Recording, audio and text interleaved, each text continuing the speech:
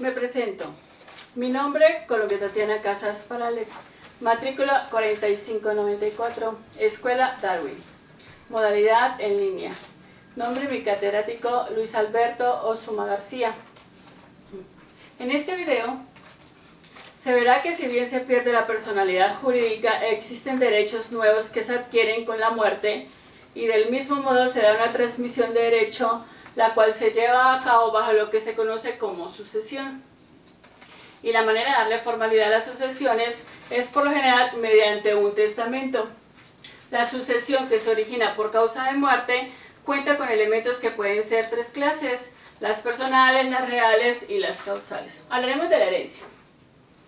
La herencia está definida como la sucesión en todos los bienes del difunto o del decónyuge y en todos sus derechos y obligaciones que no se extinguen por su muerte. Hay dos clases de sucesiones: sucesión testamentaria, sucesión intestamentaria. Hablaremos de la sucesión testamentaria.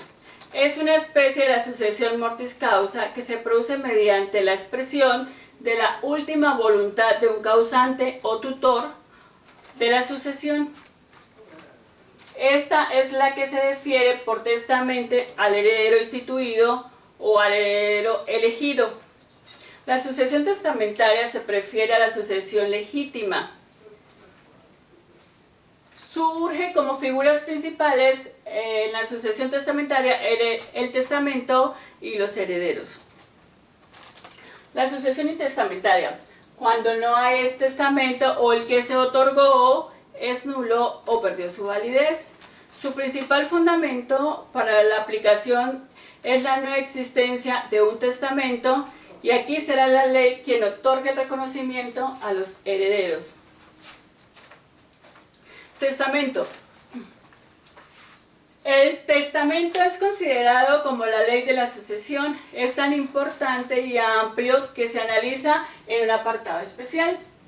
Acto unilateral y solemne por el que una persona manifiesta su voluntad para que se cumpla después de su muerte, en tanto que en el testamento se manifiesta única y exclusivamente la voluntad de una de las partes para cumplir derechos y obligaciones. Hay varias clases de testamento. Existe los testamentos especiales, como también los testamentos ordinarios. Los testamentos ordinarios: público abierto, público cerrado y público simplificado. El público abierto se otorga ante el notario y testigos. El público cerrado es escrito por el testador o por otra persona a su ruego y posteriormente entregado al notario. Público simplificado: se otorga ante notario respecto de un inmueble destinado o que vaya a designarse a vivienda por el adquiriente, o en lo que se consigne la regularización de un inmueble por parte de las autoridades de Ciudad de México. El hológrafo es el escrito de puño y letra del testador. Los testamentos especiales: existe el privado, el militar, el marítimo y el realizado en país extranjero. El privado se aplica en los siguientes casos: cuando el testador es atacado de una enfermedad tan violenta y grave que no da tiempo de ir a un notario, o cuando no hay un notario en la población, y algunas otras más. El militar: si el militar hace el testamento al momento de entrar en acción de guerra, bastará con que declare su voluntad frente a dos testigos o en sobre cerrado con su puño y letra. El marítimo: lo que se encuentren en alta mar o a bordo de un navío de guerra o mercante pueden testar por escrito y frente a dos testigos y del capitán del navío.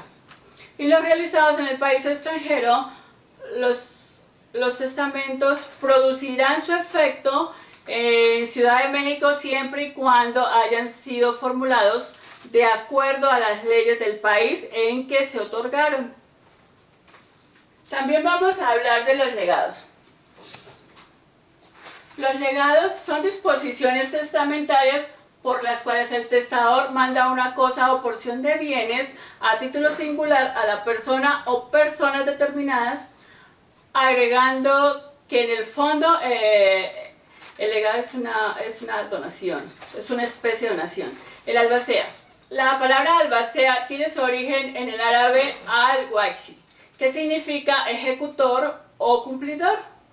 Los albaceas son las personas designadas por el testador o por los herederos para cumplir las disposiciones testamentarias o para representar a la sucesión y ejercitar las acciones correspondientes al autor de la herencia. A continuación, en el siguiente tema, vamos a hablar de las obligaciones. Forzosamente nos lleva a reconocer el vínculo jurídico existente entre dos personas. Las obligaciones no solamente rigen el mundo jurídico, sino que rigen de manera indirecta todas y cada una de las relaciones que se dan entre personas, existiendo o no un contrato que las formalice. Las obligaciones. Según Gutiérrez y González, definen a la obligación como la relación jurídica que se establece entre una persona llamada acreedor que puede exigir a otra llamada deudor que debe cumplir una prestación patrimonial de carácter pecuniario o moral. Las obligaciones se clasifican en primera instancia en obligaciones de derecho público y obligaciones de derecho privado.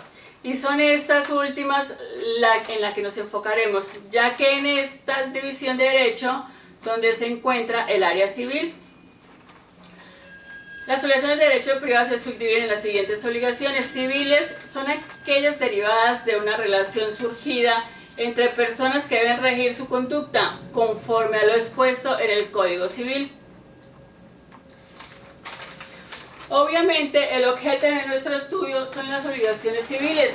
Estas se dividen en obligaciones de dar, hacer o no hacer. Esta clasificación se encuentra soportada en las reglas establecidas en el Código Civil. Los contratos. Los términos como contratos, acuerdo, convenio o tratado y pacto hacen referencia a situaciones semejantes, pero cada una de ellas fue creado bajo y para condiciones diversas. El contrato se define como un acuerdo de voluntades para crear o transmitir derechos y obligaciones. Es una especie dentro del género de los convenios. El convenio es un acuerdo de voluntades para crear, transmitir, modificar o extinguir obligaciones y derechos reales o personas. Dentro de la terminología jurídica se ha hecho una distinción entre convenio y contrato. Al contrato se le ha dejado la función positiva, es decir, el acuerdo de voluntades para crear o transmitir derechos y obligaciones, y el convenio corresponde a la función negativa de modificar o extinguir esos derechos u obligaciones. El contrato puede considerarse como un negocio jurídico, ya que al igual que este tipo de negociaciones, lo esencial es la voluntad de sus autores.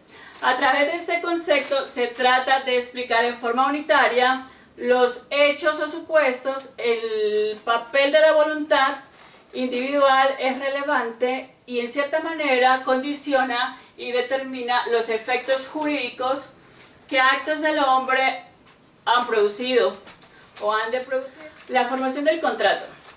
Los contratos civiles deben cubrir con determinados elementos para su existencia y validez. La mayoría de ellos son señalados por los ordenamientos civiles, algunos otros por costumbres y los demás son acordados por las partes que intervienen. Los elementos esenciales de un contrato son los siguientes. Elemento subjetivo, manifestación de la voluntad. Elemento objetivo, producción de consecuencias jurídicas. Elemento normativo, reconocimiento por parte del sistema legal al procedimiento de creación de las normas contractuales. De acuerdo con el Código Civil, los elementos se dividen de existencia y de validez. Los elementos de contrato de existencia y validez. Los de existencia, sus características son consentimiento y objeto, y el de validez es capacidad de las partes sin vicio de consentimiento, objeto, motivo o fin ilícito, consentimiento de acuerdo a la ley. Los consentimientos puede ser expreso o tácito, cuando la voluntad se manifiesta verdaderamente por escrito, por medio de electrónicos, ópticos o cualquier otra tecnología o por signos equívocos, y será tácito cuando resulta de hechos o actos que lo presupongan o que autoricen a presumirlo, excepto en los casos de que por ley o convenio la voluntad deba manifestarse expresamente. Objeto: se considera como objeto de contrato la cosa que el obligado debe dar, el hecho que el obligado debe hacer o no hacer. La cosa del contrato debe: primero, existir en la naturaleza. Segundo, ser determinado o determinable en cuanto a su especie. Y tercero, estar en el comercio, además de ser posible ilícito. Los elementos de validez: la capacidad. Respecto a la capacidad se considera que son hábiles para contratar todas las personas con excepción de los que indique la ley. Los vicios de consentimiento son... el consentimiento no será válido si ha sido obtenido por error, arrancando por violencia o sorprendido por dolo. El error consiste en creer verdadero lo que es falso o falso lo que es verdadero. El error del derecho o del hecho invalida el contrato cuando recae sobre el motivo determinante de la voluntad que adquiere de lo que contratan, si en el acto de la celebración se declare ese motivo o si se prueba por las circunstancias del contrato que se celebró en falso supuesto que lo motivó o por otra causa. Hay violencia cuando se emplea fuerza física o amenaza de peligro en perder la vida, la honra, la libertad, la salud o una parte considerable de los bienes del contratante o de su cónyuge o de sus descendientes, ascendientes o de sus parientes colaterales dentro del segundo grado. Se entiende por dolo en los contratos cualquier sugestión o artificio que se emplee para inducir al error o mantener en el acto o en el contratante o por mala fe la simulación de los contratantes una vez conocido. La nulidad del contrato. Se carece cualquier de los requisitos de validez requeridos para la elaboración del contrato, genera como consecuencia la nulidad del mismo. Conforme ha ido evolucionando el mundo jurídico, las diversas teorías se han dedicado a estudiar la acción de la nulidad. Surgiendo de estos estudios la principal división de la nulidad, es decir, en absoluta y relativa. La nulidad absoluta, por regla general, no impide que el acto produzca provisionalmente sus efectos, los cuales serán destruidos retroactivamente cuando se pronuncie por el juez la nulidad de ella. Puede prevalecer todo interesado y no desaparecer por la confirmación o por la prescripción. La nulidad será relativa cuando no reúne todos los caracteres enumerados por la ley, siempre permite que el acto produzca provisionalmente sus efectos. Los titulares de la acción son la inexistencia, la nulidad y la inexistencia absoluta pueden ser hechas valer por todo interesado o más precisamente por cualquier que tenga un interés jurídico. Las acciones de inexistencia o nulidad absoluta multiplica las posiciones de nulificar el contrato. La existencia sanciona la ausencia de uno de los requisitos del acto y la nulidad absoluta la violación de una norma jurídica que tenga un fin de interés general. La nulidad relativa solamente puede ser invocada por la parte a quien la ley ha querido proteger. La nulidad relativa sanciona la violación de una norma jurídica que tiene un fin de interés particular. Hablando de la extinción de la acción de la nulidad, solo podrá extinguirse la nulidad relativa mediante la confirmación o la prescripción. La confirmación es una renuncia a la acción de nulidad. Evidentemente, como toda renuncia, solo puede hacerse cuando no afecte directamente al interés público. Y es por esta razón que se excluye a la nulidad absoluta. Respecto a la prescripción, se da el día en que cesó el vicio. Terminando con este tema, les agradezco mucho y también tengo para ustedes un comentario de mi catedrático, que todo acto jurídico no es un contrato, ni todo contrato es un acto jurídico. Muchas gracias y no olviden que el derecho se aprende estudiando y se ejerce pensando. Gracias.